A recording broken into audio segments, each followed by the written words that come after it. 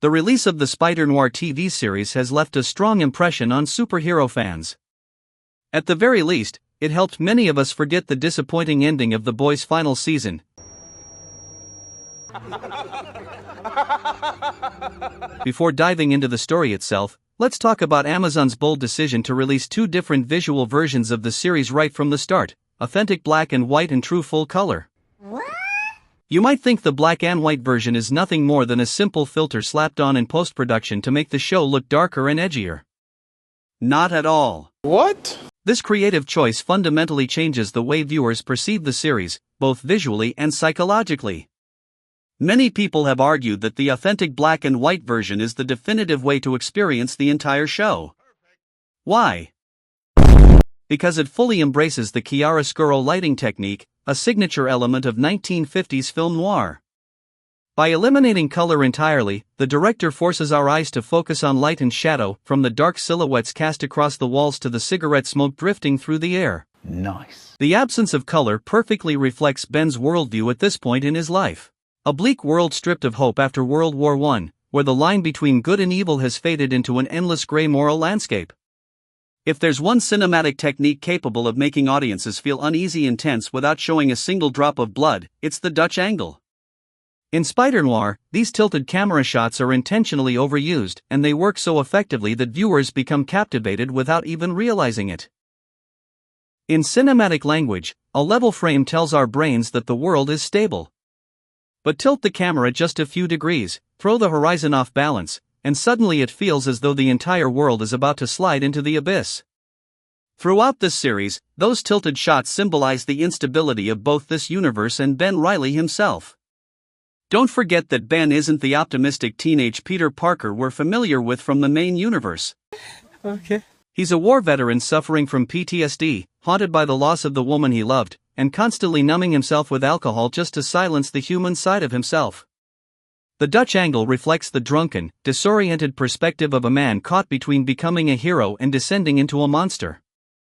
Now let's look at some of the major differences between Spider-Noir and previous Spider-Man adaptations. The protagonist is Ben Reilly, not Peter Parker. However, Ben Reilly is merely an alias. A false identity he adopts to escape the trauma of his post-war reality. There's also a practical reason behind this choice.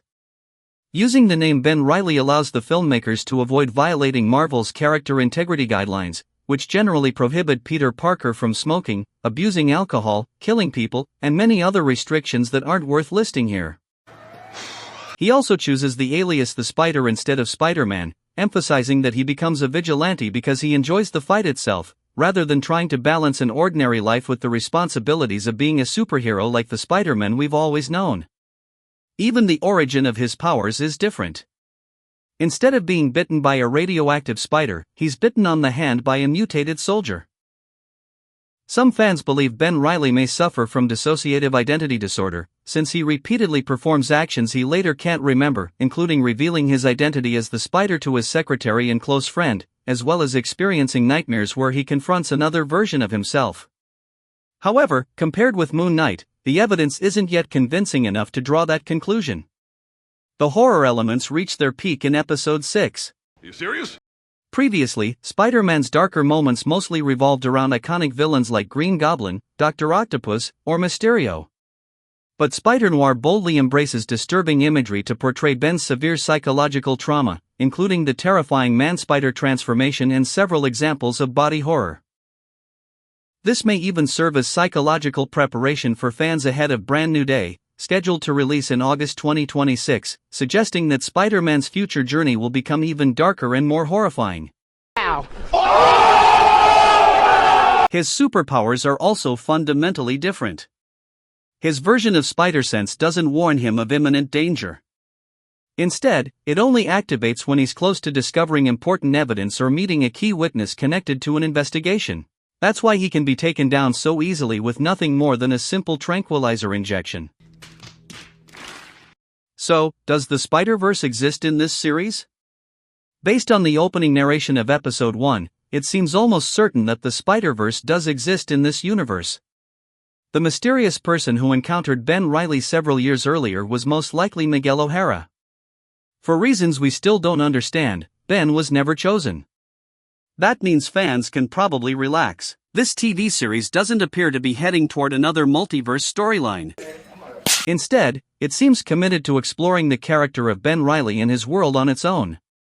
Although the series has its share of writing flaws, Spider-Noir delivers a refreshingly original and highly engaging story. Combined with Nicolas Cage's outstanding performance, there's every reason to be optimistic about the quality of future seasons. If you enjoyed this video, don't forget to leave a like and subscribe to the channel so you won't miss any of our upcoming content. After so many times saying it, thank you seems soft.